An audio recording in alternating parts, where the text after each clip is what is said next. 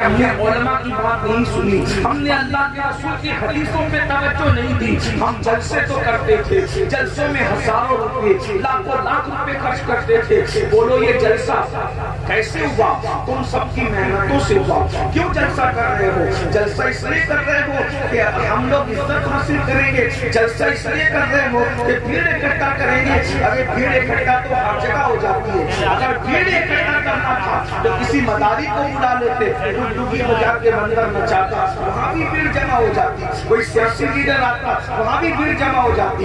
ہم نے بھیڑ جمع کرنے کے لیے جلسہ نہیں کیا ہے، ہم نے اپنے آپ کے احتساب کے لیے جلسہ کیا ہے، ہم نے اپنے آپ کو نیک بنانے کے لیے جلسہ کیا ہے، ہم نے اپنی آخرت کو سنوارنے کے لیے جلسہ کیا ہے، ہم نے اللہ کو اور اس کے رسول کو راضی کرنے کے لیے جلسہ کیا ہے۔ بتاؤ جب اس لیے جلسہ کیا ہے تو پھر جہنم کے راستے پر کیوں چل رہے ہو؟ جو جانتے ہیں وہ جانتے ہیں، جو نہیں جانتے وہ